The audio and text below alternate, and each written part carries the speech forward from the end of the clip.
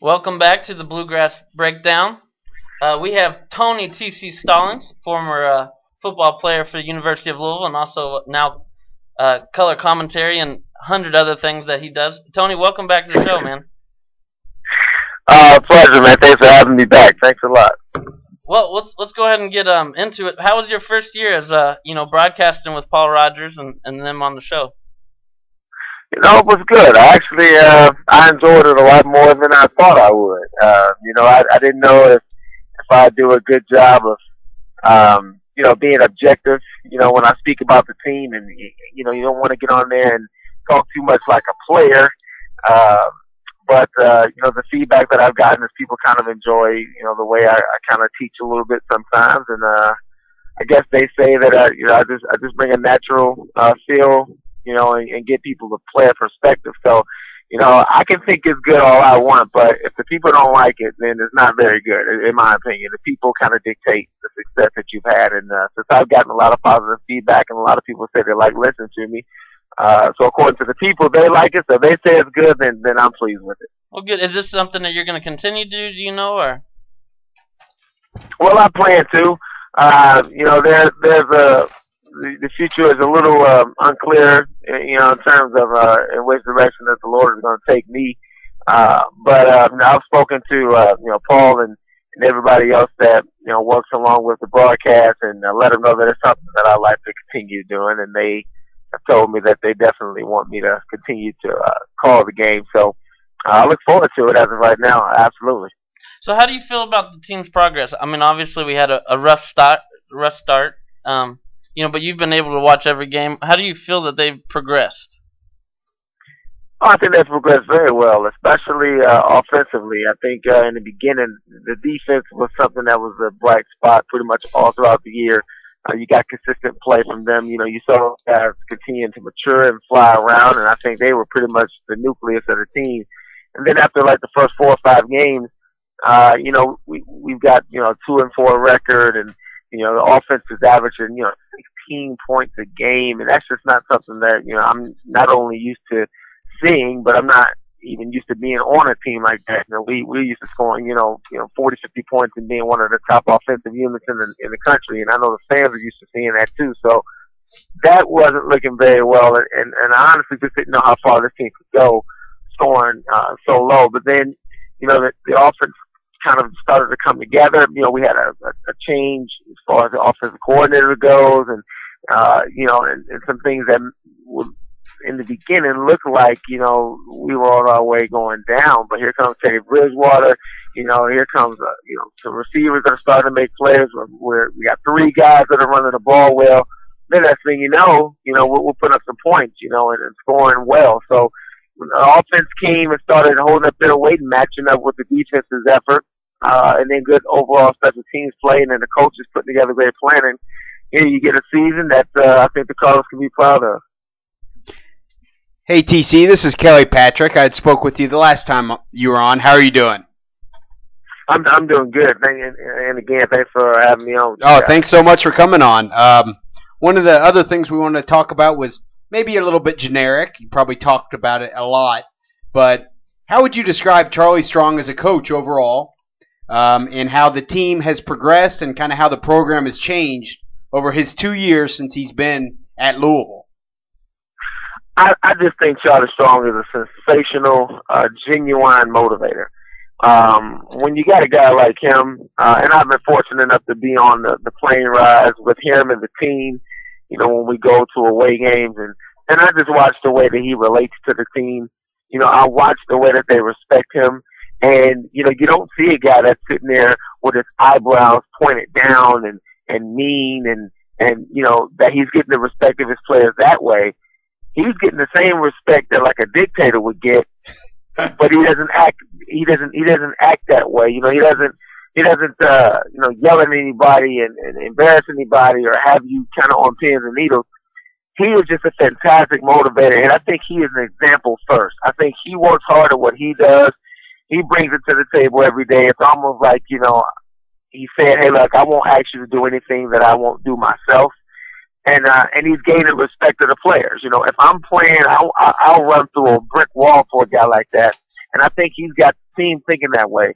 And once you get the team to do anything you'll tell them to do and they respect you, then I think that's when you get, great effort. That's when you get guys diving for balls and sacrificing their bodies and just not caring what happens to them because they love the coach so much. And so I think he's got their respect. I think he's got their love. And that in turn, gives him the ability to get the most out of the team. And that's what I see the most out of him. I think that alone will take him very far, with this team. And, I expect to see great things just simply because he's just a character guy. And that's just not even giving him credit for the X's and O's, which I think is fantastic to watch him, run the defense the way he does and allow his coaches to coach the team offensively. But again, just the type of guy he is, the character he is, I would love, and I think any player would love to play for someone like that. Well, one last question about football real quick is you were in the 2000 Liberty Bowl. What's it like for a player? What does that mean to a player to reach the success of getting to a bowl? Well, over the years, there have been more and more bowls that have come along, but, it was always quite a few bowls, 20, 25 bowls. Now I think it's up to like 35 bowls. But you look around the country and know that there's hundreds and hundreds of football teams, and you were fortunate enough and good enough to make one. And so you already feel special. You feel a little bit more elite than the rest, knowing that, hey, during the holidays you can be at home watching all these games. But instead now, at 7 o'clock or 5 o'clock or 2 o'clock, whatever the day is, everybody in the country is going to be watching you play. So for me, I looked at it as an opportunity, to show the world, how good I can play. I was proud that the world will be watching my team, play. And so it's exciting. And then, it's all the different festivities that come along with it. You're excited about that. You're excited to be playing a team out of conference so you can match your talents versus, an ACC team, a SEC team, Big Ten, or whatever it may be. So there's a lot of things that go into that. And then you got pro aspirations, that the NFL or CFL or whoever, they're watching that game as well. So your family's coming in. So it's an exciting time. And then that's your championship game. Whoever wins this game will be the champion of that bowl. And so it gives you momentum going into next year. So there's a lot of positive things going to a bowl, and it's so much better to be going to one than to be at home watching one. Again, we got Tony T.C. Stallings on, former Louisville running back, and, of course, the football color commentary. All right. And, Tony, if you would, I know you have a movie out called Courageous. It goes out into to DVD and Blu-ray next month, I think January 17th. Maybe tell some viewers who haven't seen the movie maybe a little synopsis about what it's about. Well, definitely. We're talking about Courageous, which has done so well. I think right now Courageous is about, just under $200,000 from eclipsing what Fireproof did in theaters. And again, the dollar amount is important, not so much about making money. That's never what they've been about. I'm talking about show up pictures, but when you're talking about Christian film, we all know that in Hollywood it's not the most popular thing. So for a movie such as Courageous, to gross what it has grossed, nearly $33.5 million, speaks volumes to the work that Show Up Pictures has done in creating a movie that people want to see, even though it has a Christian theme. We're talking about Courageous, about fatherhood, focuses on 4 police officers, their fathers. In each one of their households, they have a different situation where there might be a teenage girl who's dating guys that may not be in her best interest. You have a father that may be dealing with integrity issues. We got another father who may be dealing with tragedy that happens in his life. And sometimes that can make us, make bad choices. So all of these 4 police officers have different things that they're dealing with their families. And the movie challenges them to make a choice. Do you handle it in a worldly way and take matters in your own hands? Or do you resolve to handle life the way that Christ calls us to handle it? And, these men will be challenged to go after their children, their wives, and be the men that God has called them to be, despite the challenges that the world brings, and maintain integrity in the process. And so I think it's a clear picture of how life is. It can be tough and it can challenge you in a lot of different ways, But this movie is calling on man to call on Christ and live and be a man the way that God designed you to be, and have confidence in God's plan for our lives as fathers.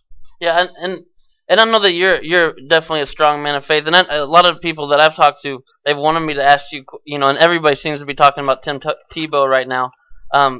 What is your feelings on him? I mean, there's a lot of people who are really, they make fun of him. It seems like he's on every single comics line of talking about every sports show. It seems sometimes he gets poked at. What is your feelings on Tebow? Just of watching him, he's a strong man of faith as well. What is your feelings on him? Well, here's the thing. It's quite obvious why people pick at Tebow, and number one is, I've been on a lot of pro teams. I've been in the CFL, and I've been around NFL guys. I've been in the AFL, and what it is, you got a lot of game day Christians, and what I mean by that is that these guys, and women too that play sports, they claim to be Christians, and so on Sunday they'll gather up, they'll all hold hands, they'll say the Lord's Prayer, Our Father who art in heaven, and in their mind, that might be the only day they pray. They asking God to help them, throw touchdowns, run touchdowns, make tackles, but throughout the week they don't even know Christ at all. They don't even look like a life that honors Christ at all. And so you get a guy like Tim Tebow comes into NFL where all these game day Christians are, and he exposes this. He's a guy that's living it throughout the week. And when you got a guy that's exposing you for what you are, that's you want to see a guy like that fail, first of all. So that, because everybody is saying that he's a good guy, and if you say you're a Christian too, and you're on the same team as Tim Tebow, but yeah, you party, you drink, you smoke, weed, and do things that other people are like, hey, I didn't know Christians could do that. Tim Tebow didn't do that, and Tim Tebow actually showed me scriptures that say you shouldn't do that. So what gives, man? Now they're mad that Tim Tebow is even in their world, in their life, because he's exposing these game day Christians. And so, you want to make fun of a guy like that. You want to see a guy like that fail simply because it will allow you to, be comfortable with keeping your standards low. So he's raising the Christian standards of the guys that are around him, and people don't like that. That's why people want him to shut up.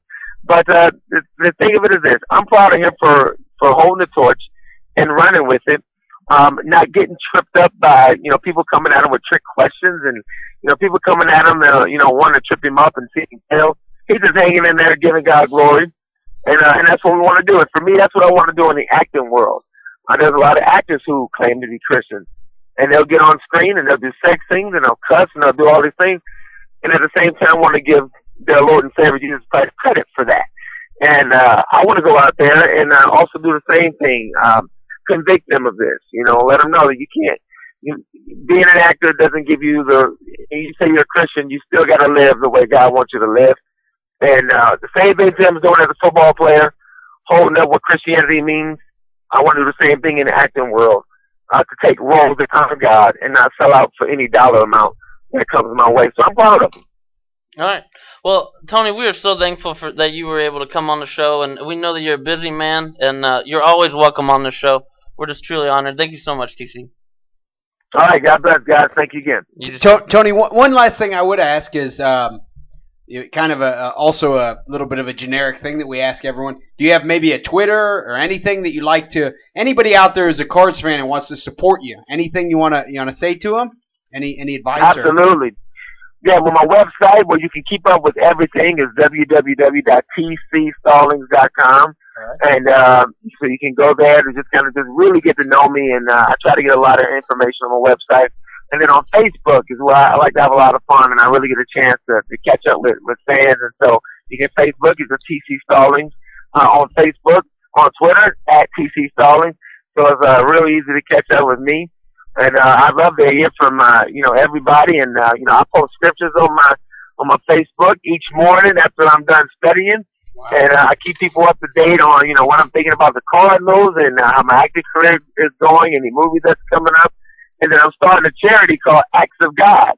And I'm trying to get more actors to carry that torch with me. So you can learn about that on my website as well at tcstallings.com. So definitely would love to catch up with fans, and I appreciate your prayers as well. and that God leads me in the right direction, and I can be a light for Him in a dark world.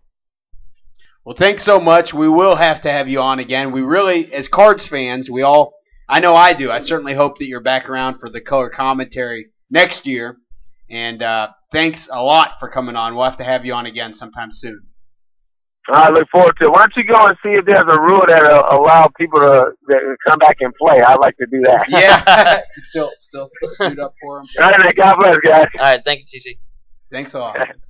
Again, that was TC, Tony Stallings. He's a great interview. Awesome interview. Easy. He's better than all of us. He should have his own radio show, without a doubt.